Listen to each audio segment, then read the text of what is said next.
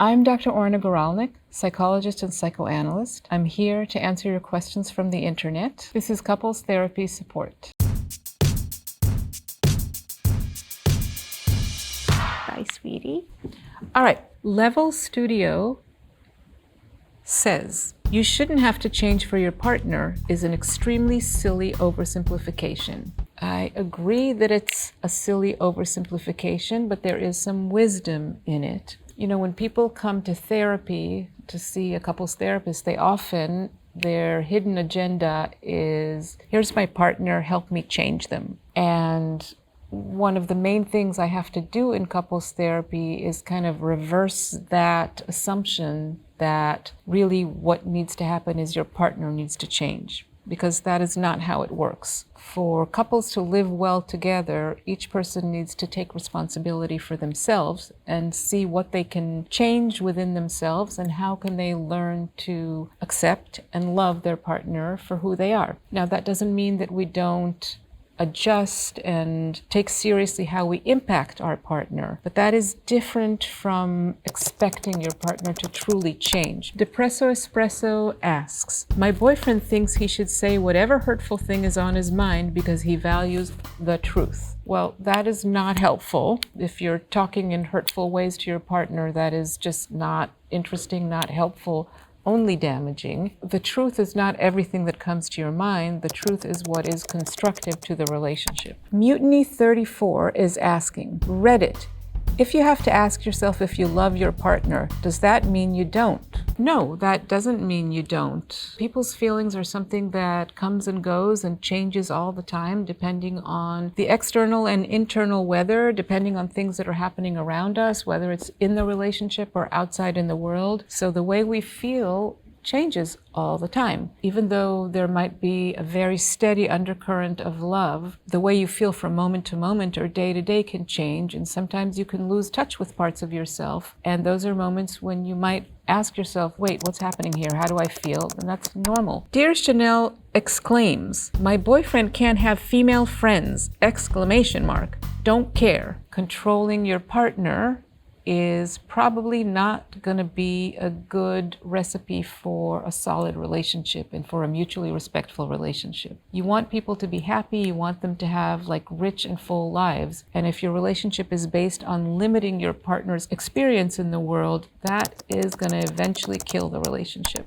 Zane Fox asks, how do you know your partner is the one? I don't know if there is the one. I don't know. It depends on what your philosophy of life is. When do you decide to really commit yourself to another person depends on many things. I don't know what it means really to be the one, but if you're in a relationship in which you're growing and thriving and feeling a lot of love and respect for your partner, that sounds pretty good. I think people carry within them a lot of intense fantasies that sometimes get in the way of being in reality. If you're in a good relationship and you're thriving, your life is getting better, and you're full of love, that sounds pretty good. At Koljo Anu asks, what do you all do when your partner needs space and you crave closeness? That is actually almost the most common dynamic that gets formed in a relationship, and sometimes people can take turns in terms of who's the one that wants and who's the one that retreats. I sometimes think of it as a hairdryer kind of chasing a paper bag. There's always some dynamic of push and pull. And what do you do about it? First of all, accept that that's a common dynamic. If you use the metaphor of the hairdryer, you might realize that sometimes the more you push, the more the other person will need to retreat. So sometimes it's a good idea to paradoxically turn things around. And when you realize that someone needs space, move back, lean back, take your own space, take care of yourself, do what you need. And then when it's time, you'll both come back together. Sepe the Stud is asking, is it just me or does couple therapy sound fun? Like I'm just allowed to talk to my significant other, like they ain't sitting right next to me. Okay. I do think couples therapy can be fun. Obviously, that's what I do. I don't think couples therapy is talking.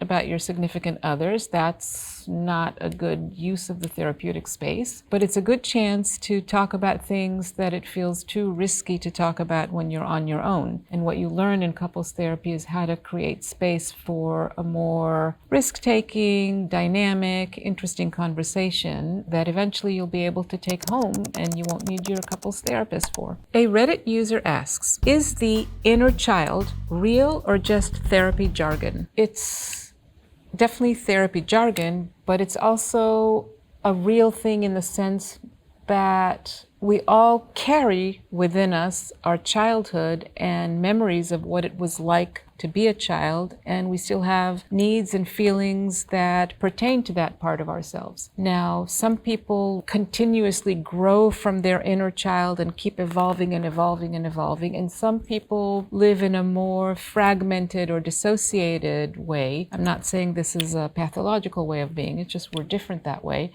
And some people really do keep within themselves a part that really is like an inner child, a part of themselves that hasn't necessarily developed and that they regress to or turn to under certain situations, and then they really feel inside like a child. But I think it's important for us to all, when we love another person, to actually tune in and to see that all of us still have childish, vulnerable, needy, small parts that are worth paying attention to. Katie Said It asks, are couples therapists not allowed to tell their clients to break up? It's not that we're not allowed as couples therapists to tell people to break up. I'm sure plenty of couples therapists do say to people, maybe it's time to break up. I tend to be kind of indeed an optimist and a romantic. Most of the time, I like to support couples in their attempt to find each other. And I don't really see my job as to tell people how to live their lives. I assume if they're coming to see me,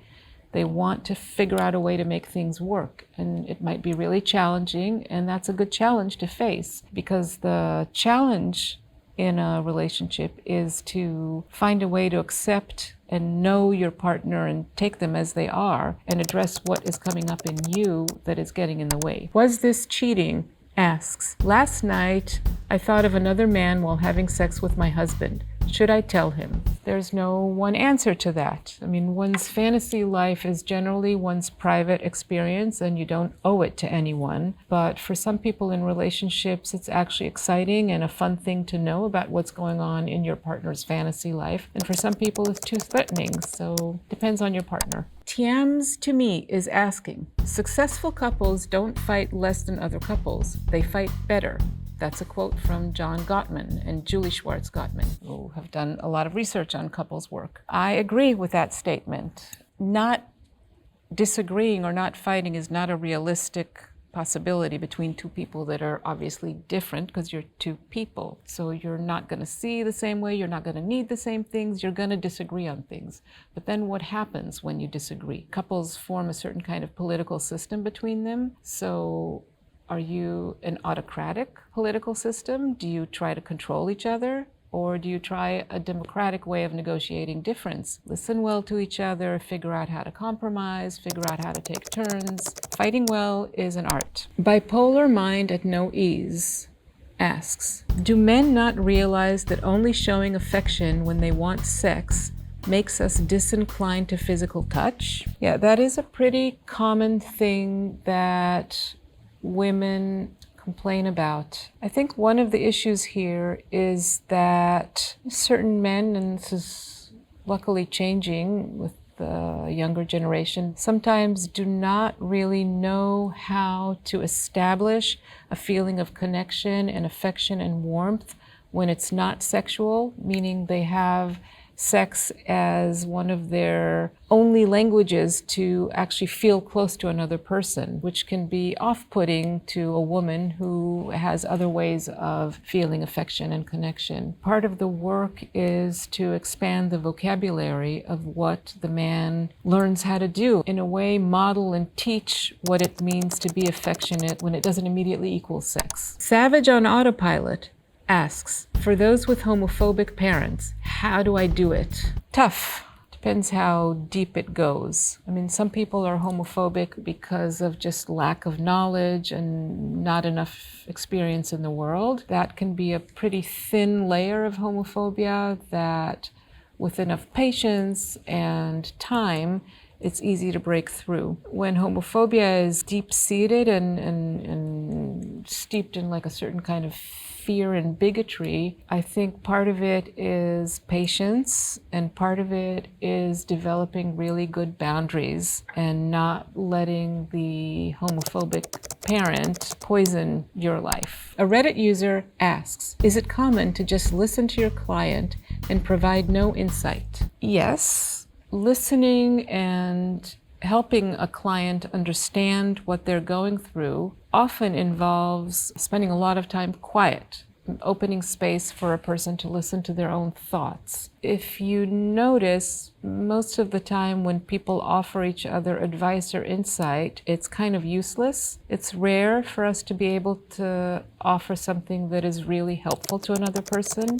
and it's better to be quiet. Mike Bain asks, if all feelings are valid, then does validation essentially lose all meaning? No. Validation is often a very good thing to offer another person. People have a deep need to feel understood. Local Bit asks, is the truth more important than people's feelings? In relationships, no. They both matter. So the truth will be useless if a person is too upset or too hurt to deal with the truth.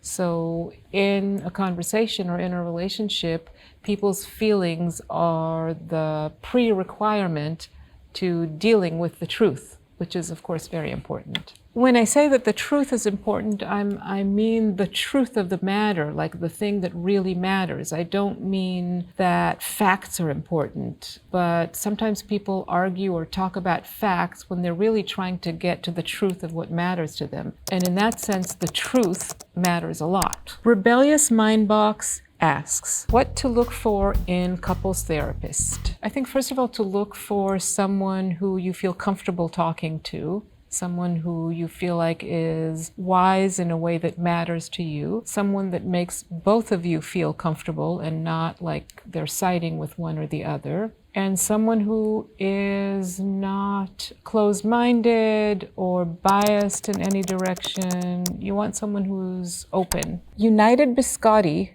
4402 asks, what's a sign that tells you a couple's relationship will not last? Well, first of all, I'm not necessarily in the business of predicting what people are going to do and what's going to happen, because people surprise me all the time. But there are signs that alarm me, that make me feel like, oh, something is not going well for these people. And that's when, first of all, when the kind of goodwill and curiosity about each other has evaporated for a long time. And all that's left could be a certain kind of disdain or contempt, which will kill the relationship. Sometimes couples get stuck in patterns that feel almost addictive, of like abuse or mutual put down. And when I realize that I can't convince the couple to move out of that stage or out of that mode, then I think the relationship is doomed. National Mouse asks, I am no longer in love with my husband and do not know how to get back there.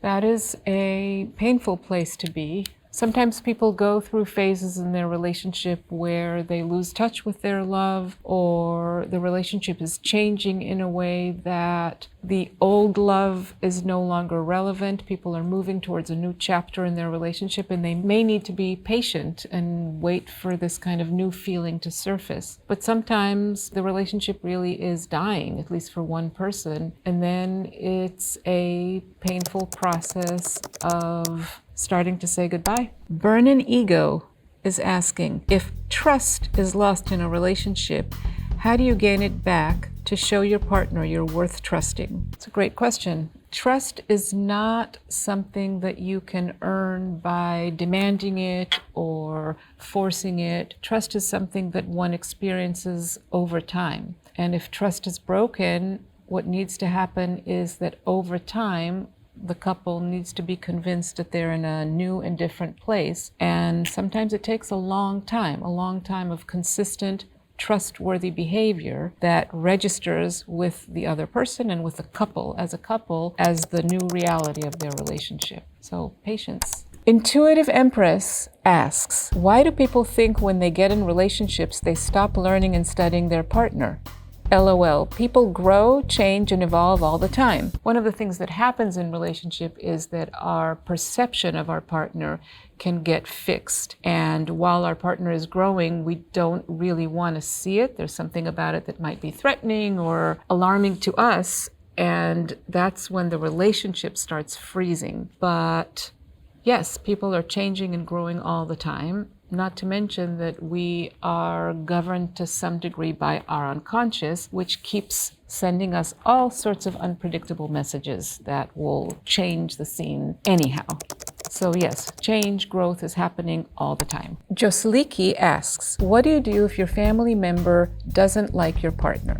Not an unusual scenario, and it's not an unusual scenario, not necessarily because family members specifically don't like partners, but when you form a couple, you're forming a kind of a new unit, and the family of origin around that unit needs to rearrange itself. And that's not necessarily a comfortable rearrangement. So people will resist the intrusion of someone new into the family system. And that is a challenge for the couple to establish their own boundaries. I think if the relationship is important to you, you try to really create a good boundary around your couplehood and make the other family members secondary to your couplehood. Muggle Cat Lady asks, am I unfair?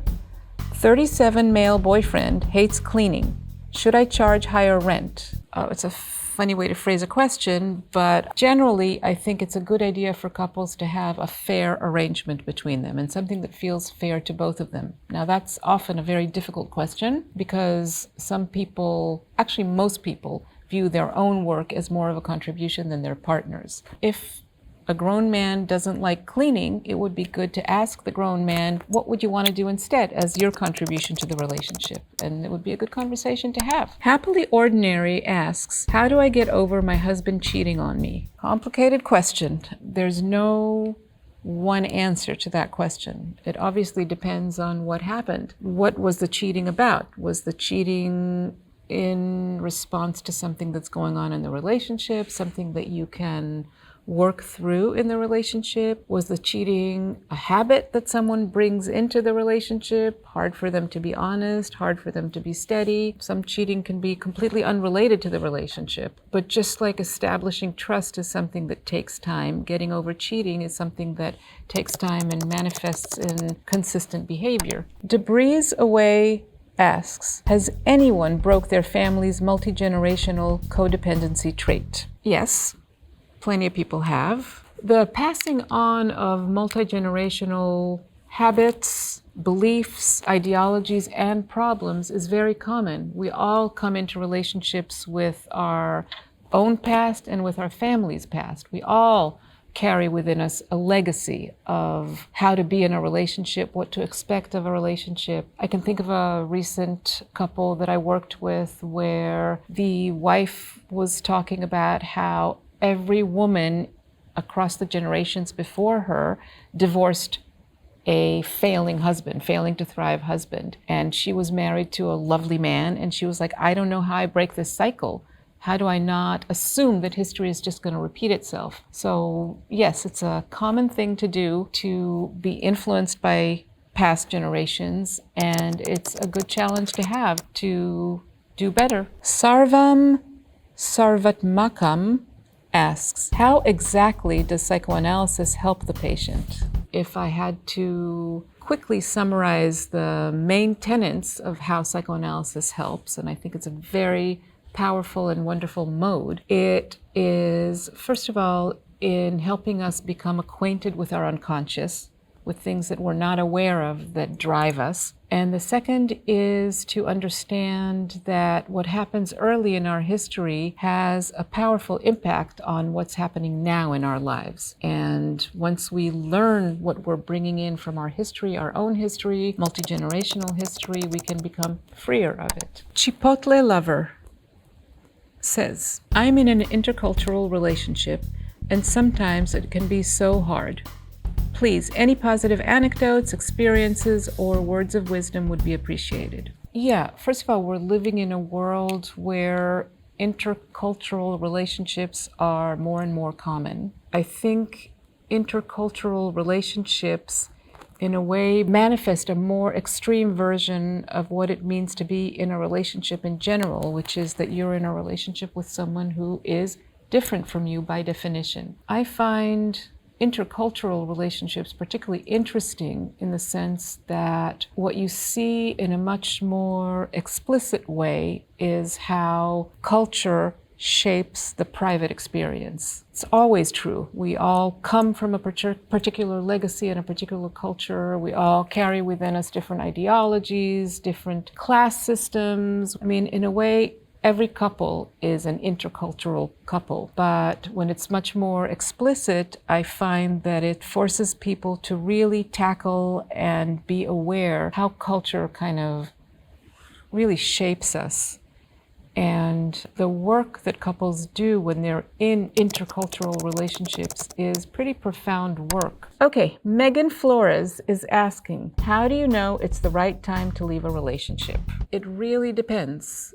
If the reason you're leaving a relationship is because of how you're feeling or because of something that's happening. If you're asking yourself, how do I know that I'm ready to leave a relationship? Then you check in with yourself. Are you still curious about your partner? Is there still goodwill that you're generating? Or do you feel kind of like dead inside, like you lost the livelihood of your feelings? Now, if you're wondering about whether whatever's going on in the relationship is time to leave, that's a different question. Is the relationship feeling too toxic? Is it feeling like you're trying and trying and trying and nothing is changing? Do you feel like the relationship has sort of reached a dead end? Then it's time to go. Error Global asks, I think I have to leave, but I can't bring myself to do it. How do you build emotional strength to leave? How do you build the emotional strength? I think part of it is finding this sense of truth inside yourself, kind of knowing that that's the right thing to do, and being both brave and caring enough about your partner to do it well, meaning to do it with care for the other person, for yourself, and with respect for the relationship. Tumblecuss asks, husband, 37 male, was upset I, 33 female, guided him during sex. Not sure exactly how to interpret this, but what was upsetting about that interaction? If we're talking about a man that doesn't want feedback, that's an issue. Why not? What's the purpose of having sex if you're not communicating about what each other want? But if we're talking about someone who gives feedback in a way that is critical or humiliating, then that's good to know. Depends how you give each other feedback. People are very vulnerable when they're sexual with each other, and they want to be treated with care and respect. Mish Capisci asks, why is it when you're in a stable, fulfilling relationship, people want you to ruin it with marriage or kids? Couples often find that even when they're in a very content space, there's always this kind of drive to take it further, to go further. And one of the ways that marriage and kids introduce this further and more into a relationship is that marriage to some degree means you're forming a certain kind of contract with your community.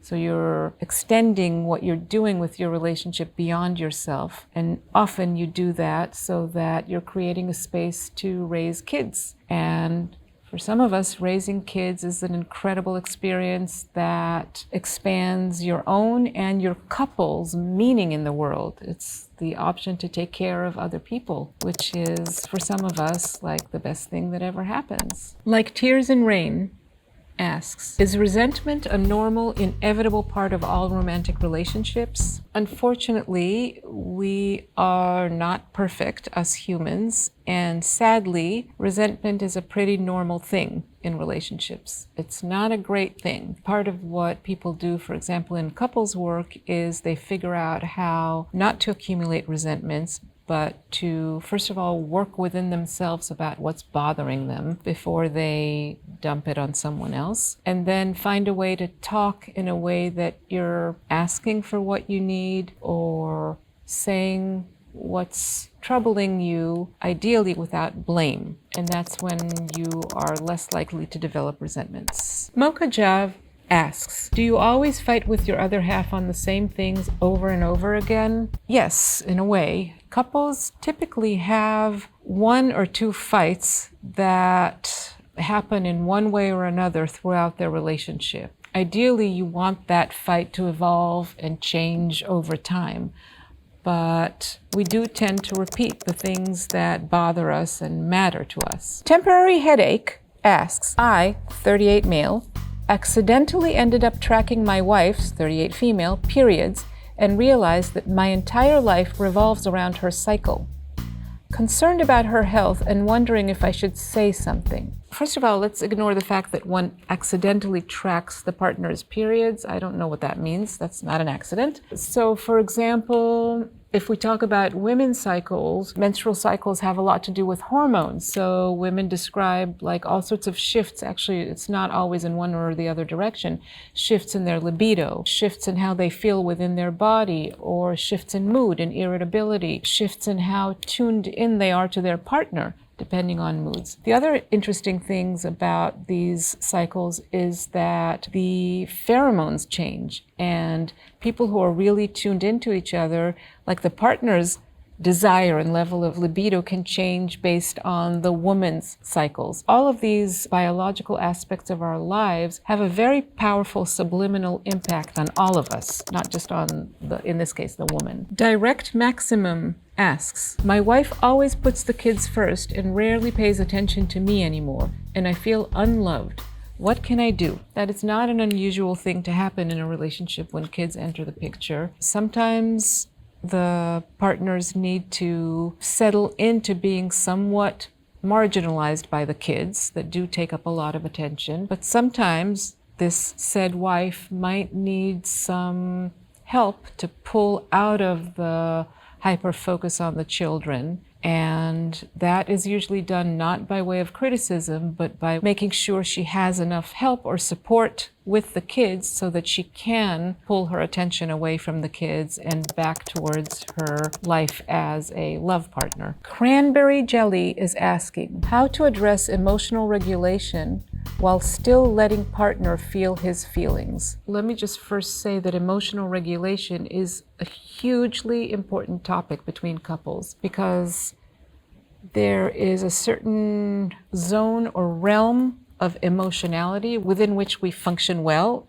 as people. So when people are too shut down or too excited or too angry, they can't really listen to each other, and they can't really take in information, and they can't talk properly. And how to find a way that you feel comfortable with each other is the ongoing art and dance of being in a couple. We learn about our partner slowly and gradually what helps them regulate themselves. Like, are there things that you do or say that are too triggering for your partner and not conducive to a good conversation? Are there ways that you can, in your own behavior, help your interactions be more contained? And then you have to ask your partner to be responsible for their own level of excitation and their own regulation. Down Added asks, why would a woman never really initiate sex, but says it's amazing, and she seems to overtly enjoy it?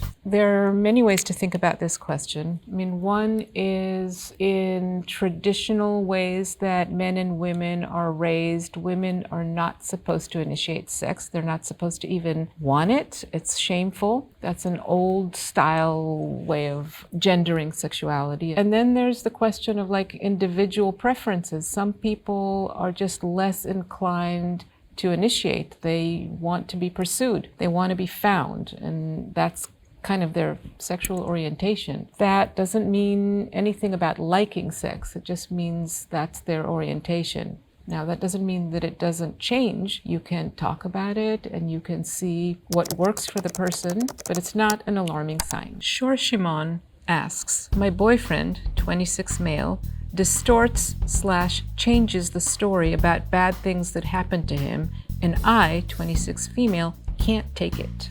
Well, there are many reasons why people distort things or change things. I mean, some of it might be actual conscious distortions because they might feel shame or they might feel embarrassed or they wish things were different or better. But then people constantly distort their own histories and their own stories because of defenses, because they're uncomfortable with things and they have a different take on reality than what other people see. Most of the time, the facts of the story are not really what's interesting. So arguing about facts or distorting facts is somewhat of a waste of time, because what's interesting is what matters to each person about the story they're telling. So if someone is distorting a story, what might be interesting is not arguing about the fact of what happened, but how does this person experience the story they're talking about? Okay. That's it. Those are all the questions. Hope you learned something and see you next time.